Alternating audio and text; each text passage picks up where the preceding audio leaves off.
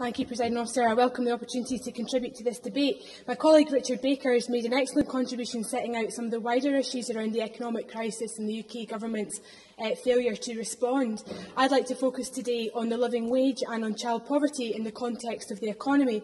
It was Kenneth Gibson, I think, in his speech who said that the Scottish Government's focus was putting money in the pockets of the people who need it most, so perhaps we can look at some of the detail and just how the Scottish Government intends to do that. The living wage is something very important to me and to my party, and I'm therefore very pleased that the Local Government and Regeneration Committee started a mini-inquiry into that topic this morning.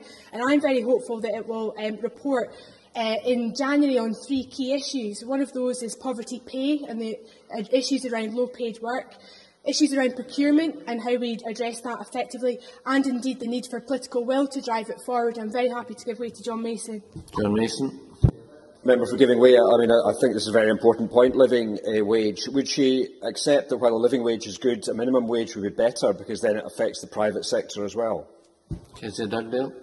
Presiding Officer, the whole point of the living wage campaign, in terms of driving it in the Scottish Government main workforce at the beginning, is to eventually drive cultural change in the private sector as well. We want to see it in the Scottish Government. We're pleased that that has been delivered. We want to see it in directly employed local authority staff, and there's some progress to be made there. We want to see it through local authority contracts that are tendered out, and when we get to that point, we'll have a critical mass which will force change in the private sector. In order to make that journey, we need political leadership, and that's where I would suggest to the member that my party differs to his in the willingness to drive that cultural change all the way through the process. Presiding Officer, there are 350,000 people in Scotland that earn less than £7.20 an hour. It's a huge challenge for us to address that, particularly as it is those families who are most susceptible to the pressures of the cost of living, namely VAT and other things.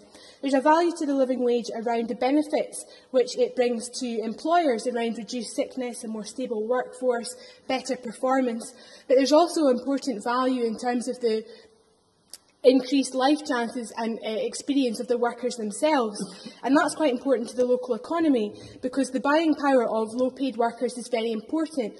All the evidence points to the fact that those in the lowest paid scale spend most of their money in their own local economy. So if we raise their wages, we're actually supporting and stabilising our own local economies and the communities that we all are here to represent. The Scottish Living Wage Commission report clearly states that for every £1 of the living wage, £1.63 is generated in the local economy, and I think that in itself makes a very important point about the relevance of the living wage to all the economic issues that we are discussing today. As I said to John Mason in his intervention, there are many workforce-related issues in Labour's amendment, but I would like to see a commitment to the living wage from the Scottish Government to address some of the wider issues that we are talking about. You know, there are 6 out of 10 kids in Scotland that are living in poverty come from households where at least one parent is working or one guardian is working.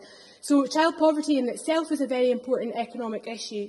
And the Joseph Rowntree Foundation gave evidence to the Living Wage Inquiry this morning about the fact that child poverty costs the UK economy £25 billion a year. That's £25 billion a year in terms of the amount of money it costs to provide services for children living in poverty, but also the loss of earnings that those people experience by not making it into the labour market as adults. Now, the Joseph Rowntree Foundation says that £17 billion of that money could be directly brought back to the Exchequer if we eradicate child poverty by the 2020 target. So it's very much the position of my party and myself that child poverty and the living wage are not simply issues about social justice, they are economic issues fundamental to how we restructure. I'm afraid, Kenneth, I don't have time. Sorry to Mr Gibson for that. That's why, Presiding Officer, I'm so disappointed to see the UK Government do 2 key things. The first is to scrap the proposed increase in child tax credit, and I recognise that Kevin Stewart mentioned that in his speech earlier, but they've also dropped the commitment enshrined in the Child Poverty Act, which is barely a year old, to measure poverty in relative terms.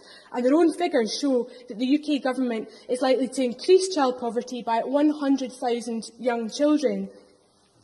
I would go a little bit further than Mr Stewart, however, Presiding Officer, and say that there's a duty for the Scottish Government here to play its part in challenging the changes to the child tax credits arrangements. And furthermore, I seek assurance from the Cabinet Secretary today that the Scottish Government will continue to measure child poverty in relative terms and not seek the opportunity to change the way it counts children living in poverty in this country. The Institute of Fiscal Studies said the possibility of the UK Government meeting its 2020 target was now inconceivable.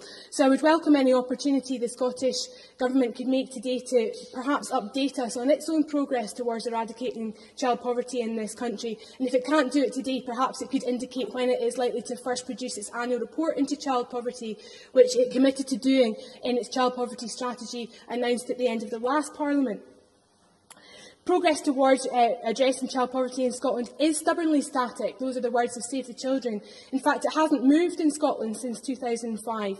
And with the welfare reform agenda and the proposed UK Government cuts, it is becoming ever more important that we seek to address this. And I would challenge the Scottish Government to perhaps revisit its child poverty strategy to make sure it's fit for purpose for the new circumstances that we face ourselves with. So in conclusion, Presiding Officer, I am grateful for the opportunity to contribute to this debate today, and I look forward to hearing the Scottish Government address some of the issues that Labour members have raised. Many thanks.